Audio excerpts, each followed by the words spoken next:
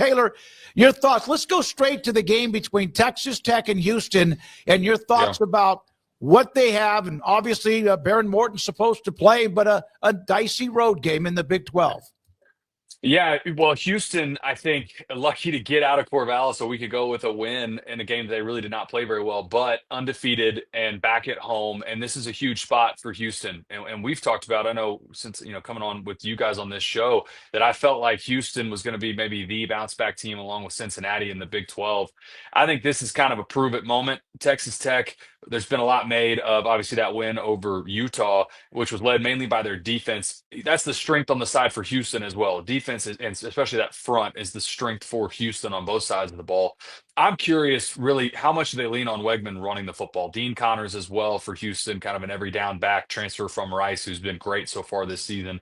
I think Houston's got to do all the little things well to pull off an upset because on a down to down basis, I think it's going to be really hard to push Texas Tech around. I don't think they'll really be able to do that. And I don't think they're going to be able to create a ton of explosives. So you're going to have to win special teams. You're going to have to create a turnover or two.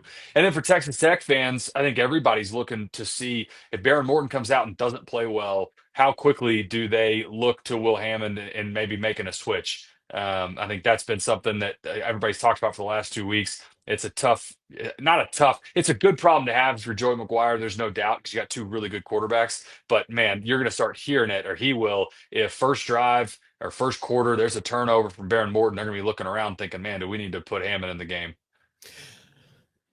Do you think Cincinnati is the most surprising, dangerous team in the Big 12? I do, especially after how they lost against Nebraska. Offense really did not look very good. And in fairness, until last week against Kansas, they weren't challenged for most of September. But then against Kansas, I thought that was a really big win. They had to come from behind in that game. Kansas has played really well at home this year. And Brennan Sorsby is a really good player. I think a lot of Cincinnati, since they moved to the Big 12, they haven't done much. They've been pretty under the radar. This is a big opportunity for them against Iowa State. Iowa State's two top corners are out of this game. They've got all sorts of issues at kicker. I think it's kicker and backup kicker are both down. So I don't know what they're going to do. Iowa State, when they get into field goal range, they may you're either running out somebody for short field goal attempts or planning to go for it every fourth down. But for Cincinnati, they're favored at home. I think we talked about that on Inside the 12, our show.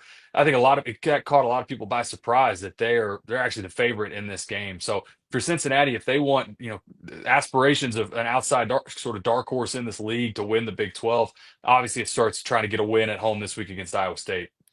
Where do Sorsby and Becht fall in, let's say, your top Big 12 quarterbacks list? We actually power ranked him this week on our show. I still have Becht near the top just because of his experience and that he wins football games. I had Sam Levitt at 1 and Rocco Becht at 2, which I think surprised a lot of people. But it's not just from a pure passing ability or ability to play the position. There's so much more that goes into it as a quarterback. And if you're continuing to win games and the leadership that you get out of Rocco Becht, to me, that still has a ton of value. Sawyer Robertson right in the mix there as well, but they're putting everything on his plate. I think this is an opportunity for Brennan Sorsby. If they beat Iowa State, you're talking about him certainly in that top 5 of the group. It's kind of right along where a Devin Dampier would be. But he's certainly, Sorsby has played his way into the conversation of the top, where I would say third of this league at the quarterback position. Yeah, they could only have back a couple of throws in that opening game against Nebraska that he probably wishes he had back. So Ole Miss with a nice win, of course, a hell of a win last week. What do you think of Chambliss, the quarterback, the transfer from Ferris State, and how he stepped right in? You know what? So last year we had with ESPN had the Division II national championship, and he's at Ferris State, and we're watching film leading up to that game and thinking, I mean, it's unbelievable. This guy's playing Division II football. And did I think he would go in and be who he is in the SEC right out of the gate? No, I'm not going to sit here and tell you that I expected that, but he certainly was better than the competition that he was playing in a year ago. And I think he fits in so well and so nicely into this Lane Kiffin system where they leave it so wide open. And you could tell he enjoys playing in space, and they do such a nice job of keeping everything in front of him. And he's been great so far. And now, I think we talked about this a couple of weeks ago. LSU isn't what we thought they would be. Texas has obviously struggled. it's funny that Ole Miss now, and you look at odds to win the SEC, have just continually climbed up. They've got a couple big ones coming down the stretch, obviously, but man, I think that is absolutely a team that deserves to be in the conversation. And now they obviously are with how high they're ranked in the AP as a potential team to win the SEC this year. Taylor, the TCU last week fell to Arizona State. Does that change your perception of them in the fact they can't really run the ball, and maybe they're not up in the top tier, they're in the middle? I think they're higher than the middle of the pack. I still think this is a dangerous team, but I agree with you. The inability to run the ball, it was a problem last year. I think they were dead last, or if they weren't, they were near the bottom of rush efficiency and total rush yards in the league. And Josh Hoover, I think, is fantastic, but he's got to get some help, and they've got to be able to run the ball a little better. But I still have them in that top echelon of teams in the league. Arizona State, their loss a couple weeks ago to Mississippi State, I think that loss will end up getting stronger as the year goes along. I think Mississippi State is a lot better than people realized at the start of the season, me included. And so for Arizona State, this is still a really talented football team. And in some respects, I think they're better than the team a year ago was, especially on the defensive side. But no, for TCU, I think that loss, it was tough how the fourth quarter I thought was pretty disappointing. When you needed Josh Hoover to be at his best, he wasn't.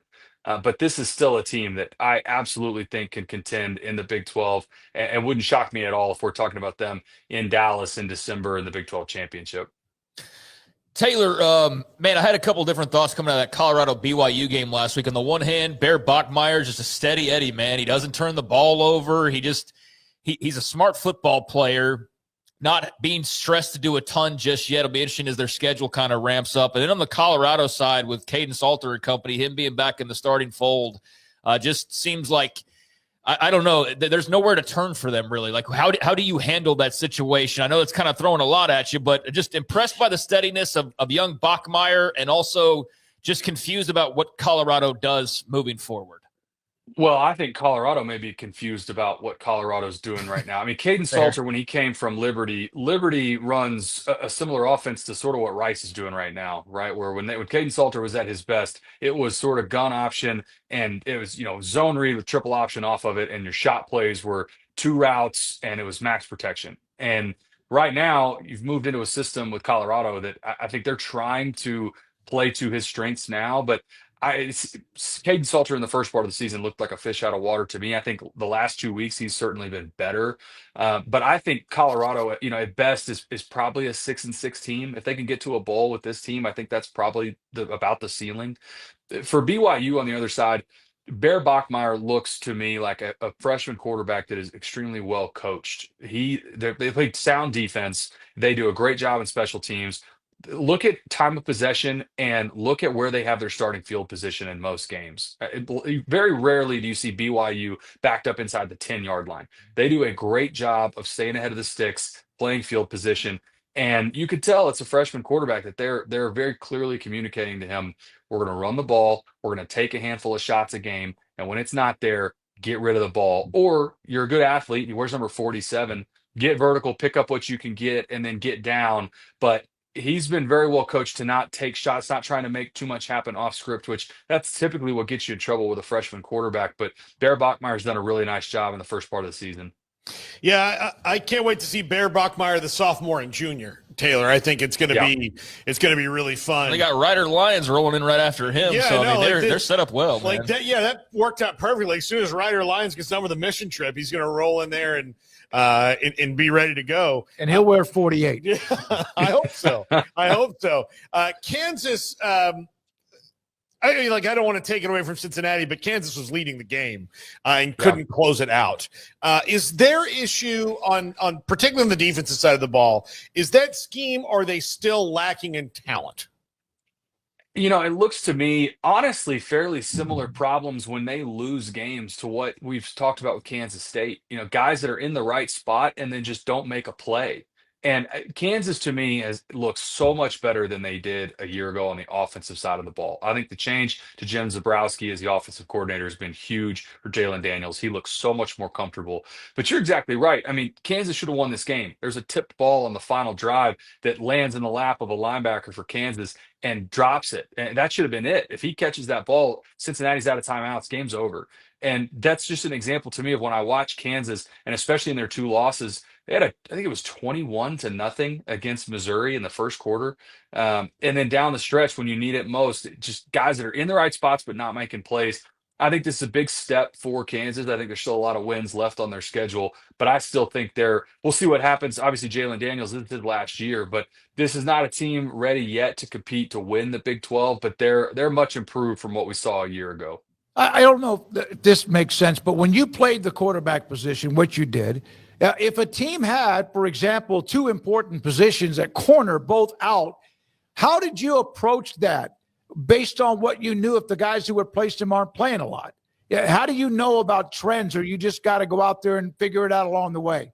Yeah, so anytime you had one guy, or maybe it's two or three studs that you knew were out in a game, you always went into the game trying to see how were they going to react? How are they going to play you, right? Because you have your plan and what you've seen on tape. But if your two starting corners are out, it's not likely that you're going to walk out there and see their backup corners in press man.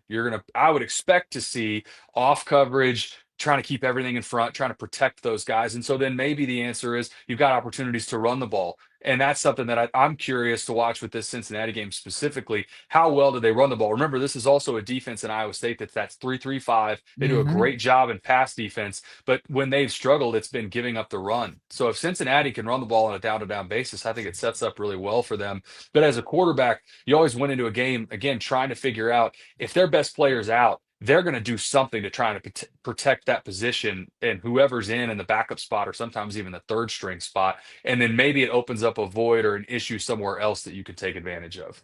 Taylor McHargue with us on 365 Sports. Quickly, you have New Mexico State, Sam Houston State. Both programs need a win. Hey, look, don't worry about playoff baseball tonight. Don't worry about the NFL game. Yeah. CBS Sports Network, 9 Eastern. And yeah, look, Sam Houston's had a brutal start to the season and a lot of stuff that has not gone their way. Some of it is not their fault. They have not, all season, they won't play a true home game because they're redoing their stadium. They're playing at Shell Stadium in Houston. They've had one game there and 3 games on the road, including a road trip to Hawaii and Texas. So it's been a tough start to the year. 2 quarterbacks have gotten hurt. They've kind of rotated guys around. Hunter Watson is back healthy in this game, we think.